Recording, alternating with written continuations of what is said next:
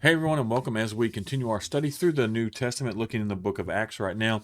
We are in Acts chapter 10. We're going to look in Acts 10, verses 1 through 8 today. And this is Cornelius calls for Peter, basically because he's told to, and we're gonna look at that. If you're in the South Georgia area with us, it's been a fun day. We had a snow day today. We broke all across the South. We broke snow records.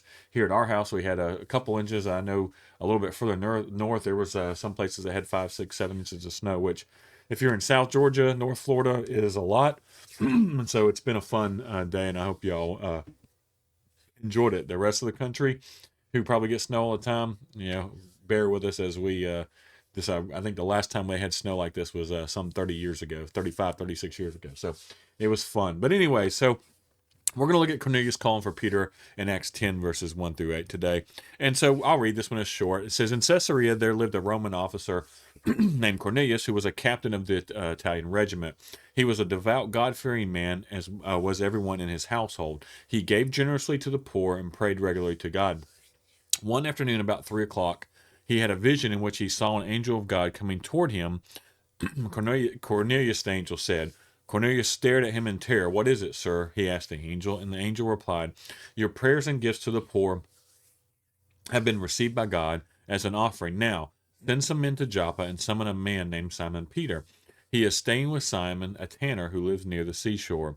As soon as the angel was gone, Cornelius called two of his household servants and a devout soldier, one of his personal attendants. He told them what had happened and sent them off to Joppa. So basically, an introductory here. We're going to see a whole lot more about Cornelius and his whole household tomorrow, and even further into that later on, all the way through Acts 10. So this whole start here is the start of us seeing the Gentile world accepted into Christianity. Like I've talked about, it started with the Jewish world, and really focused there, and it's spread out. So it's spread out into Samaria, which is half Jewish, half different nationalities, and then it spread out even further and then into the Gentiles, and this is what we're seeing here. And so it starts out with Cornelius. Now, Cornelius is a centurion, and this was the highest ranking non commissioned officer in the Roman army. So,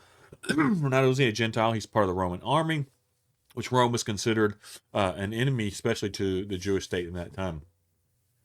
And so he was in charge of a century, or a subdivision of basically roughly 100 men. And so he would have been in charge of 100 men. And one thing we see that Luke often does is in his writings, he often writes favorably of, or describes centurions favorably well, as he goes through this. And so I think it was important for Luke to show that Christianity was not hostile to Roman officials. I mean, you got to understand there was this tension between the Jewish state and the Rome, obviously, because Rome occupied them, right? And so they were kind of enemies. And so Luke is using this as an opportunity to say, hey, you know what, we may be enemies on paper here, but, in Christianity, we're not. And so I think it was to show that Christianity was not hostile to the Roman officers, officials, or institutions, or Roman institutions, and could, eventually be permitted in the Roman Empire. And so I think that was kind of the hope behind Luke's writings here. And so we see that God here identifies Cornelius as a God-fearer, or a God-fearing man.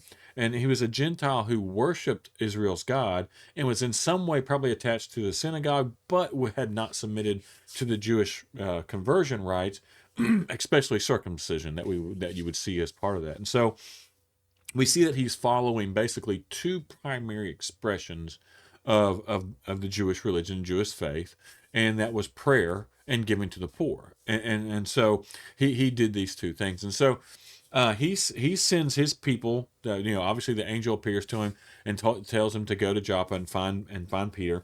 And Joppa would have been about 31 miles away, or from south of Caesarea, where Cornelius was staying. And so it was along the coast there. And so Cornelius sent two of his most trusted servants and a soldier whose description is being devout, and likely he was a God-fearing man himself. It's said that it was Cornelius and his entire household were God-fearing people. And so But the assumption there is that his, usually when it would describe the whole household, that included the servants and stuff as well. And so what we're going to do, this one again, I told this was going to be a shorter one. What we're going to see is now we're going to see Peter, going and visiting Cornelius, but we're going to see an introduction into Peter, where God's basically introducing him to his mission with the Gentile world.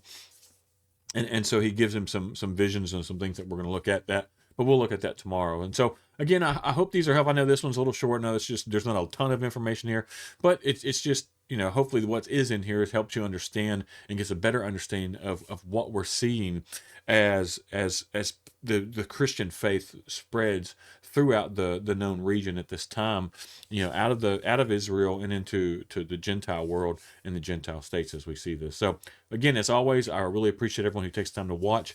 If you haven't subscribed to our channel, please go ahead and do that. You'll get alerts. Again, we post these daily, these studies daily, and as always, I really appreciate everyone who takes the time to watch.